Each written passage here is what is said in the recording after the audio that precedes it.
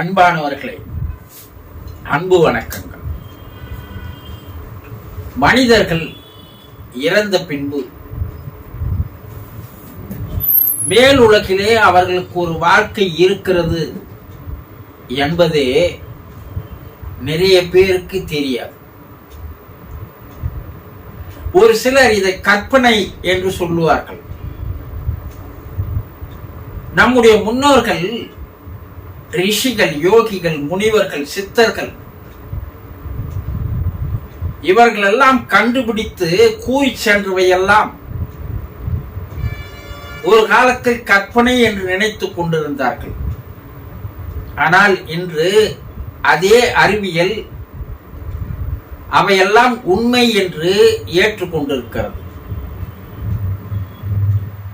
அதே போல மனிதன் இறந்த பின் அவனுக்கு மேல் உலகிலே ஒரு வாழ்க்கை இருக்கிறது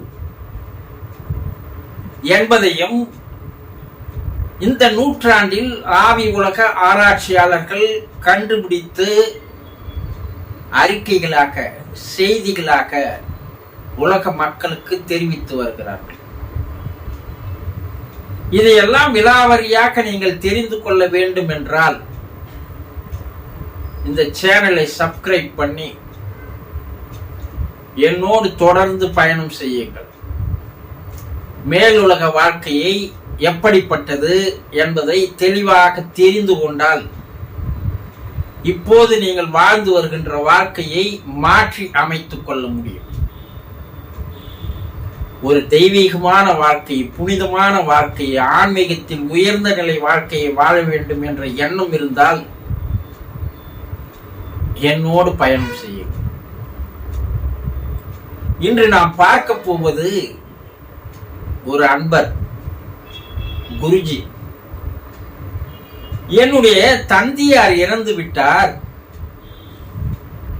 அவர் இப்பொழுது மேல் உலகிலே எங்களை பற்றி நினைத்துக் கொண்டிருப்பாரா என்று ஒரு கேள்வி கேட்டிருக்கிறார். இறந்தவர்கள் தம் குடும்பத்தாரை பற்றி நினைவில் இருப்பார்களா என்பதுதான் கேள்வி. 100% உங்களை பற்றி அவர்கள் நினைத்துக் கொண்டிருப்பார்கள் என்பதில் எந்த விதமான சந்தேகமும் உங்களுக்கு தேவையில்லை. வாழ்ந்த பொழுது அவர்கள் உங்களோடு வாழ்ந்த நினைவுகள், நிகழ்வுகள், இதையெல்லாம் மறந்து போக முடியுமா? நீங்கள் சிறு வயதில் முதல் கொண்டு இன்றைய காலகட்டம் வரையில் உங்களுடைய வாழ்க்கையில் நடந்த நிகழ்வுகளை எல்லாம் உங்கள் மனதானது பதிவு செய்து வைத்துக் கொண்டிருக்கிறது என்பது உண்மைத்தானே?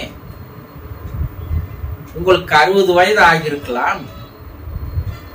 5 வயதில் முதலில் உங்களை கொண்டு போய் சேர்த்த பள்ளி எது, உங்களுடைய முதல் ஆசிரியர் எது என்று உங்களை கேட்டால் நீங்கள் நினைத்து பார்த்து கூறுகிறீர்கள் அல்லவா? 55 ஆண்டுகளுடைய வாழ்க்கையினுடைய நிகழ்வுகளை உங்கள் மனம் பதிவு செய்து வைத்துக் கொண்டிருக்கிறது. இதையெல்லாம் நீங்கள் நினைத்து பார்க்கும்போது அதை ரிமைண்ட் செய்தது போல உங்கள் எதிரிலே காட்சியாக தெரிகிறது அல்லவா? உண்மைத்தானே? அதே போலதான் அவர்கள் உங்களோடு வாழ்ந்த காலங்கள்,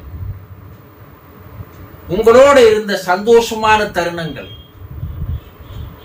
உங்களோடு நடந்த நிகழ்வுகள், நிகழ்ச்சிகள், அவர்கள் உங்கள் மீது வைத்திருந்த பாசம், அன்பு, இதையெல்லாம் அவர்கள் மனதிலும் பதிவாகித்தானே இருக்கும். அப்படி உங்களோடு வாழ்ந்த அந்த நிகழ்வுகள் அவர் மனதில் பதிவாகி இருப்பதை தான் அங்கே அவர்கள் நினைத்து பார்க்கிறார்கள். அவர்களுக்கு மேலே போயிருப்பது மனமும் ஆன்மாவும் தான்.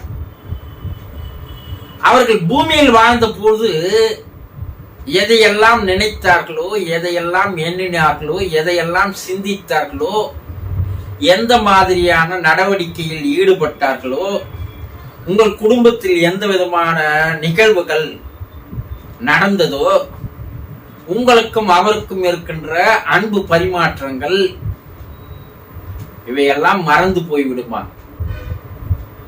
அப்ப அவர்கள் மேலே இருந்து கொண்டு தன்னுடைய குடும்ப உறுப்பினர்களை நினைத்து பார்த்த வண்ணமாக தான் இருந்து கொண்டிருக்கிறார்கள். உங்கள் மீது அதிகமான அக்கறை இப்போது அவர்களுக்கு ஏற்படுகிறது. உங்கள் மீது அதிகமான அன்பு ஏற்படுகிறது. உங்கள் மீது அதிகமான பாசம் ஏற்படுகிறது. உங்களை பாதுகாக்க வேண்டும் என்ற எண்ணம் இருக்கிறது. உங்களுக்கு எந்த விதமான தீங்குகளும் நடைபெற்றுவிடக் கூடாது என்ற ஒரு பாதுகாப்பு உணர்வு அவர்களுக்கு ஏற்படுகிறது. உங்களுக்கு வாழ்க்கையில் சில வழிகாட்டுதல்களை காட்டுவதற்கான எண்ணங்களும் அவர்களுக்கு உண்டாகிறது. இதையெல்லாம் அவர்கள் நினைத்து பார்த்த வண்ணமாக தான் இருக்கிறார்கள். தன்னுடைய குடும்ப உறுப்பினர்களை நாம் திடீரென்று விட்டு விட்டு வந்து விட்டோமே, அவர்களுடைய நிலை என்ன, அவர்களுடைய கதி என்ன, அவர்கள் எப்படி வாழ்வார்கள் என்பதை பற்றி நினைத்து பார்ப்பதுதான் அதிகமாக இருக்கிறது தவிர சந்தோஷமான தருணங்களை அவர்கள் நினைத்து பார்ப்பது இல்லை. பல ஆன்மாக்கள் தன்னுடைய குடும்பத்தார் மீது கவலைப்பட்ட வண்ணமாக தான் இருக்கிறது. ஐயோ, சில செயல்களை செய்யாமல் விட்டு விட்டு வந்து விட்டோமே, தன்னுடைய மகனுக்கு திருமணம் செய்யாமல் வந்து விட்டோமே, தன்னுடைய மனைவிக்கு என்று எதையும் நாம் சேர்த்து வைக்காமல் வந்து விட்டோமே, தன்னுடைய பிள்ளைகளை மேல் படிப்பு படிக்க வைக்க வேண்டும் என்று எண்ணம் இருந்தது, அதை செய்ய முடியாமல் வந்து விட்டோமே, ஒரு வேலை வாங்கி தர வேண்டும் என்ற எண்ணம் இருந்தது, அதை நிறைவேற்றாமல் வந்து விட்டோமே, சிறு குழந்தைகளாக இருக்கின்ற அந்த குழந்தைகளை யார் வளர்த்து ஆளாக்குவார்கள்?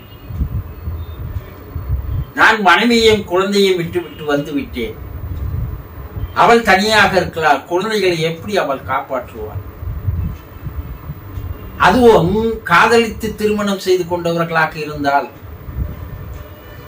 அவர்கள் பெற்றோர்களோ இவர்களுடைய பெற்றோர்களோ அவர்களுக்கு ஒத்துழைப்பு தராம நிலையில் இருந்தால் அந்த மனைவியும் அந்த குழந்தைகளும் தனியாக கஷ்டப்படுமே என்ற கவலையில் தான், அவர்கள் துன்பத்தில் தான் மேலே இருக்கிறார்கள். ஒவ்வொரு நிமிடமும் அவர்கள் உங்களை பற்றி தான் நினைத்து கவலைப்பட்டு வேதனையில் வாடிக்கொண்டிருக்கிறார்கள். இது அங்கே இருக்கின்ற உயர்நிலை ஆன்மாக்கள் தெளிவாக எடுத்து கூறுகிறது. ஒரு ஆன்மா ஆவி உலகத்திற்கு வந்தவுடன் அது உடனடியாக தன்னை மேல்நிலைக்கு கொண்டு செல்வதற்கு தயாராக இருப்பதில்லை. அது தன்னுடைய குடும்பத்தார் மீது வைத்த பாசத்தில் இருந்து அது விடுபடுவதில்லை. அவர்களையே நினைத்து வேதனையோடு கண் கலங்கி இருக்கிறது. நாங்கள் எவ்வளவுதான் சமாதானம் செய்தாலும் கூட அவர்கள் அமைதி அடைவதில்லை.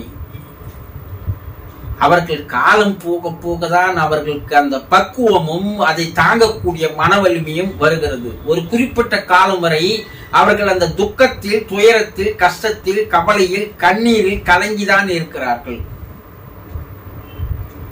ஆக இறந்து போனவர்கள் தன்னுடைய குடும்பத்தாரை பற்றி நினைத்து பார்த்த வண்ணமாகவே இருக்கிறார்கள்.